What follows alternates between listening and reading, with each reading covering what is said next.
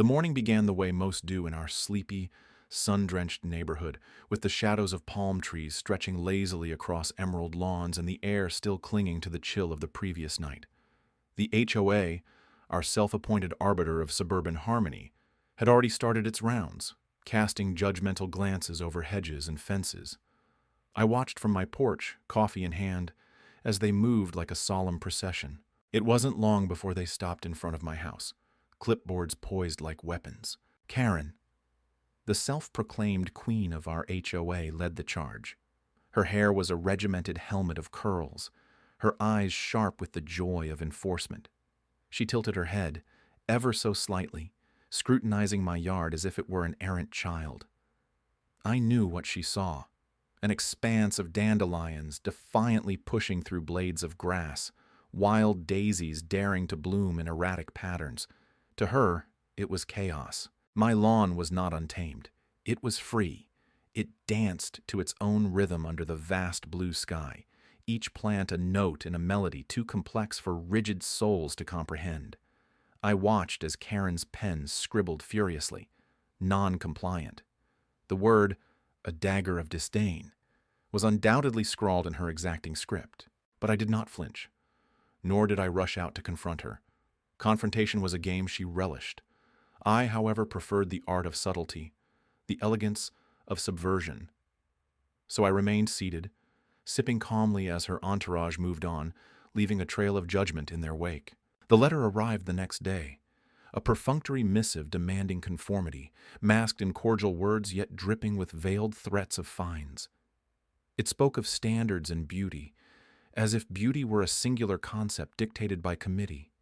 I folded the letter carefully, tucking it away like a relic of bygone thinking.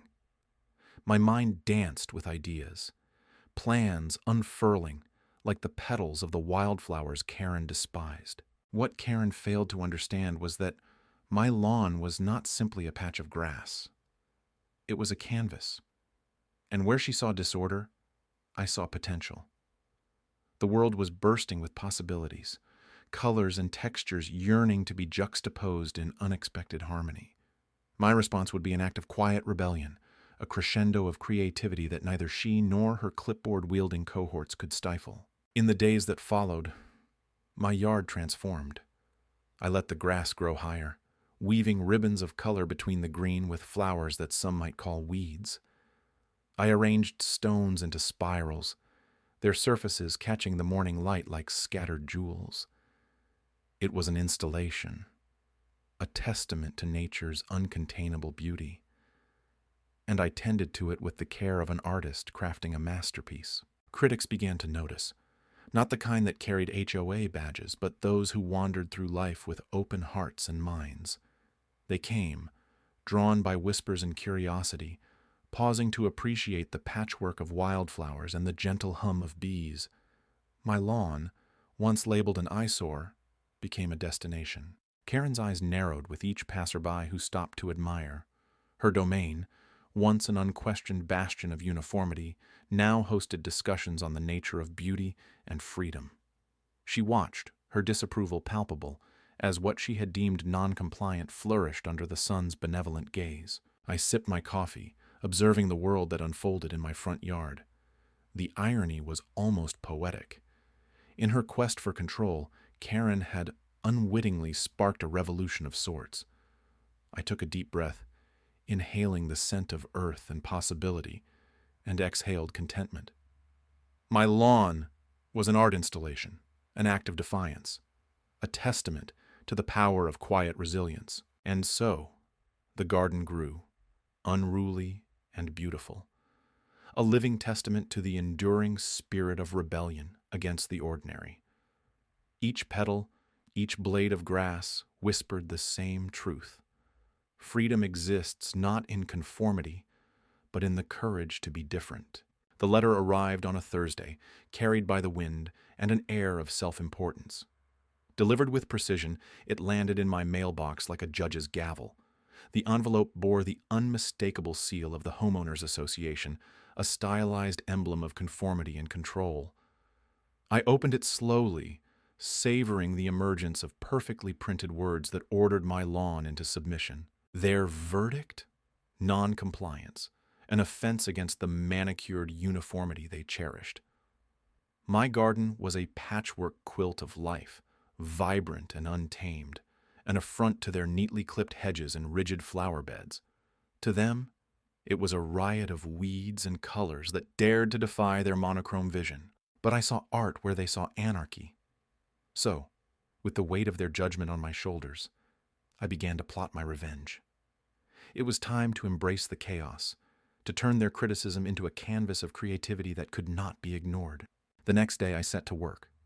My tools were simple: a shovel, a few bags of soil, and a collection of plants chosen for their character, not their compliance. Sunflowers that tilted towards the sky like rebellious teenagers, wild grasses that danced with the wind in a carefree waltz. I placed each one with deliberate care, crafting a living tapestry that whispered defiance. But I needed more. I needed a centerpiece that would speak louder than their bylaws. I found it in a rusted iron sculpture, a twisting mass of metal that once stood in an artist's corner, abandoned and forgotten. It had a haunting beauty that resonated with my own sense of rebellion. As I embedded it into my garden, I could feel the weight of their eyes upon me, a silent jury observing from behind lace curtains. Their gossip floated through the air as thick as the summer heat, their voices carrying tales of my defiance, my audacity. I imagined their whispered conversations, the clucking of tongues and shaking of heads. It's art, I thought, amused by their indignation, and they'll have to face it. The citations came next, a flurry of notices that fluttered against my door like confetti, celebrating my perceived downfall. Each one detailed infractions with surgical precision: grass too long, flowers too unruly, sculpture too unconventional. I collected them like trophies, paper testimonies to my crime of individuality. The climax arrived on a Sunday afternoon. I stood in my garden, surrounded by my creation, waiting for the promised inspection. The HOA members approached, a parade of polyester and pearls, clipboards clutched tightly in their hands. They moved with the determination of stormtroopers, ready to enforce their order. Their leader, Karen, stepped forward, eyes narrowed, lips pursed. She surveyed my work, her expression a mixture of disbelief and disdain. I could see her calculating the cost of my rebellion in terms of rules broken and norms shattered. Then came the moment of judgment. Her voice sliced through the air, a single sentence delivered with the weight of authority. "This is unacceptable." But I saw the cracks in her facade, the uncertainty creeping in like a shadow. For in my garden, she was confronted by something she couldn't quantify or control, something that thrived in defiance of her codes. And so, they left, their verdict unresolved, their power fractured. In my heart, I knew the battle was far from over. The neighborhood was buzzing with the tale of my insurgent lawn, critics forming in whispered alliances, some inspired, others outraged. But in the end, it didn't matter. My garden bloomed with a resilience that defied their rulebook. It was no longer just a patch of earth. It was a manifesto, a declaration of independence that could not be mowed down. As dawn's delicate brush painted the sky in soft hues, my lawn stood defiantly, an unexpected gallery on our quiet suburban street. The morning dew glistened on my installation. An unspoken rebellion whispered through the grass and over the sculptures that now inhabited the once ordinary space. It was an artful defiance, each piece a silent testament to what had been deemed non-compliant. My neighbors, at first dismissive, now paused in their morning routines, some with curiosity, others with veiled disapproval. The art was as much a conversation starter as it was a jarring statement. Each sculpture, a commentary crafted from repurposed household items, beckoned them to consider perspectives beyond the regulation-trimmed hedges of conformity. I watched from my porch, a quiet observer of the unfolding tension. The first few days had been met with mere glances, eyes darting from their brisk walks to the oddities adorning my lawn. But the murmurs grew, spreading like wildfire, fueled by the winds of suburban gossip. I caught snippets in passing. Words like bold and disgrace fluttered in the air, juxtaposed in their incongruity. There was an art critic's review, an unexpected ripple that emanated beyond our neighborhood's borders. The critic, a friend from my college days, had found humor and depth in my impromptu exhibition, penning a piece that elevated the spectacle to a subject of local intrigue. I could almost hear the rustle of newspapers, the click of shared links as my lawn became a canvas for debate. The HOA, predictably unsmiling, convened an emergency meeting. Their correspondence was formal, laced with the usual cold precision. They saw not art, but an affront to their tidy narratives. Their words were a predictable script, seeking to tame the unruly wilderness of creativity I had sown. I read their notice with a quiet amusement. It demanded restoration, a return to the uniformity they cherished. But the very structure of their argument was as brittle as the dried leaves now incorporated into one of my sculptures. The irony was not lost on me. They were attempting to prune the expression from a garden of ideas. As the neighborhood buzzed with speculation, I felt a calm resolve. My garden had become a battleground, yes, but also a sanctuary, a place where I could articulate what lay dormant beneath the surface, beneath the manicured expectations and the suffocating regulations. In this quiet rebellion, there was a power in creation, in the subtle defiance that had turned my lawn into a living critique. My neighbors were the audience, divided and united in their shared experience of something unexpected. And then the tension broke. A knock at my door, hesitant yet insistent. A neighbor, not one I knew well but familiar enough, stood there. Her eyes carried a mix of apprehension and curiosity. "Why?" she asked, her voice barely above a whisper, a question loaded with years of unspoken rules and silent compliance. I considered my response, the weight of the moment pressing down like the midday sun. Words hovered, unformed between us. But perhaps, I realized, it was the silence that spoke volumes. The art spoke for itself, an eloquent ambassador of my thoughts and my resistance. So, I simply smiled. A quiet acknowledgement of the power we held within our own narratives, the stories we chose to tell or not. My lawn remained, a testament to the unexpected beauty found in defiance and the conversations it could inspire. The morning light filtered through the blinds, casting stripes across my living room like a tiger's coat. The world outside was still as a painting, a blend of dawn and anticipation. Today the art critics were scheduled to visit my lawn, my masterpiece born of defiance and creativity. The day when the HOA's rigid lines and Karen's tyrannical rules would be overshadowed by a burst of vibrant rebellion. I sipped my coffee slowly, savoring the robust bitterness that grounded me for what lay ahead. The aroma mingled with the faint, sweet scent of fresh soil and flowers, remnants of last night's final touches to my installation. I had named it Compliance and Chaos, a juxtaposition that mirrored not only the garden but the battle I had waged against conformity. As I stepped outside, the air was crisp, invigorating. The lawn stretched before me, a tapestry of color and texture. Each element, meticulously placed, challenged the monotony of manicured green.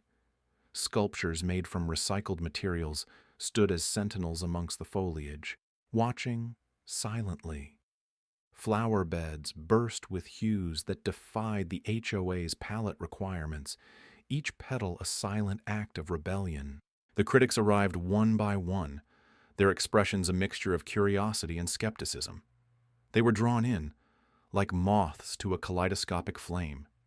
Their eyes roved over the deliberate chaos, the balance of disorder and design. I watched them from my porch, their faces a canvas of contemplation and surprise. Karen, predictably, stood at the edge of my lawn, her arms crossed, mouth a tight, disapproving line. Her presence, a stubborn shadow against my day of reckoning. Yet her power had diminished. Her authority, once a looming cloud, now felt more like a drizzle, easily brushed aside. The critics began taking notes, murmuring to one another. Their words, though indistinct, carried an undertone of admiration. I could sense the shift, a subtle turning of the tide. The lawn was no longer simply an act of defiance, but a recognized piece of art, transcending the mundane boundaries set by the HOA. Karen's eyes met mine briefly. A flicker of something. Was it respect or mere resignation? It didn't matter. Her reign was ending, her influence dissolving like mist in the warmth of this awakening day. As the critics departed, one lingered. A tall, lean figure whose eyes sparkled with a curious blend of mischief and understanding. He gestured towards the lawn, a subtle nod of appreciation. No words were needed. The message was clear. My creation had spoken volumes, and its echoes would resonate beyond this small community. I watched the last car pull away, leaving behind a silence filled with possibility. The lawn stood unchanged, yet transformed, a testament to the power of resilience and creativity. The community, once divided by Karen's rigid rules, now seemed to pulsate with a newfound vibrancy. I turned towards the house, feeling the grass beneath my feet, a comforting reminder of roots and growth. Karen's influence had been sidelined, not with confrontation, but with the gentle force of art and patience. In that moment, I understood. The true revenge was not in defeating her, but in transcending her limitations. The lawn had become an emblem of freedom, a reminder that beauty often thrives in the most unorthodox forms. The sun continued its ascent, and with it, my own sense of peace. The battle was over, and in its place, a garden flourished.